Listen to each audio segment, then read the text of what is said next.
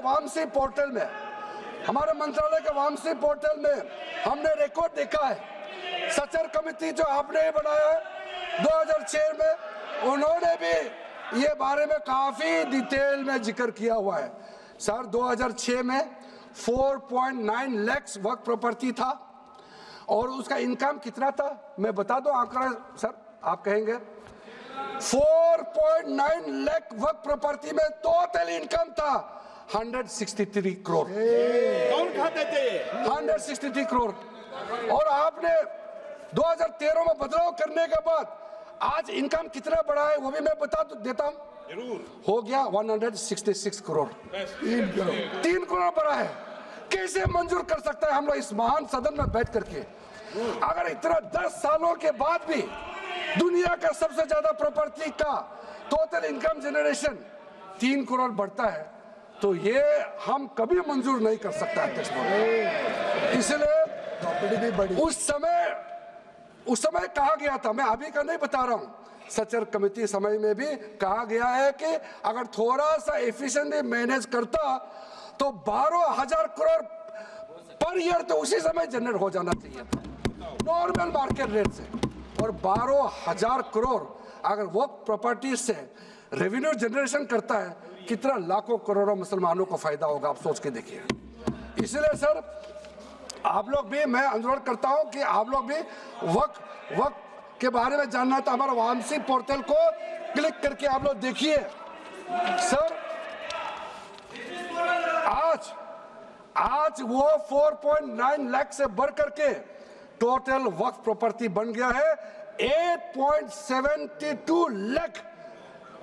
हमारा देश में वक्फ प्रॉपर्टी बन गया है।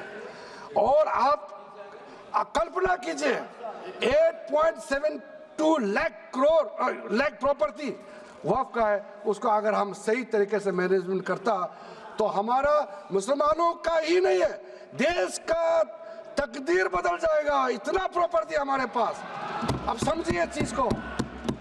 सर मैंने अभी कई राज्यों का दौरा किया अध्यक्ष महोदय, मैंने कई राज्यों का दौरा किया।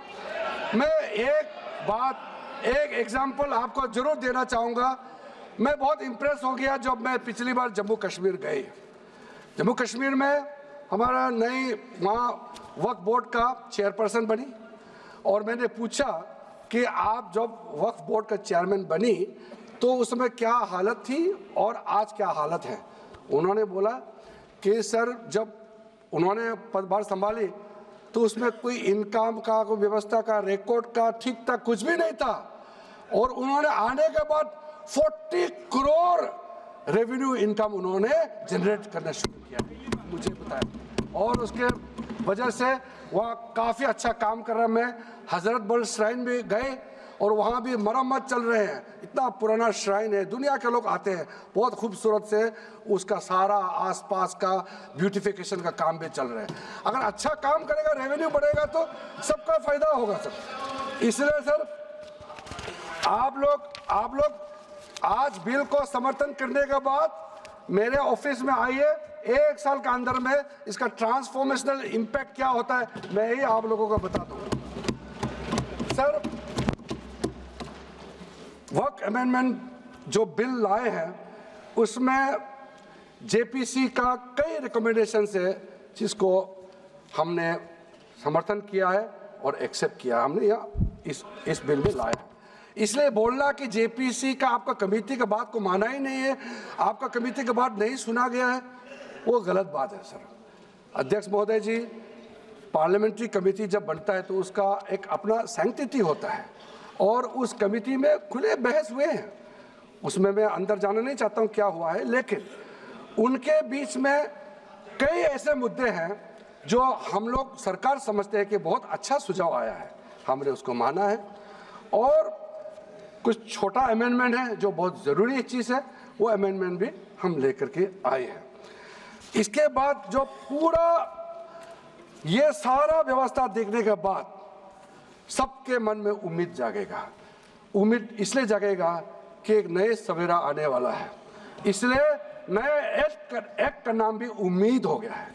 तो उम्मीद क्यों हुआ है सर?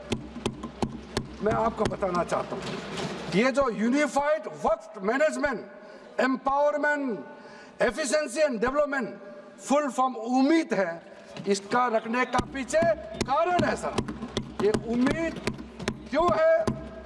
अब ये यूनिफाइड वक्फ मैनेजमेंट पूरा रजिस्ट्रेशन से लेकर के म्यूटेशन, इंक्रोचमेंट का विषय, सर्वे, कलेक्टर का रोल, सारा विषय को मिला करके मैनेजमेंट का पूरा सिस्टम को ही बदलने के लिए हमने काम शुरू किया है।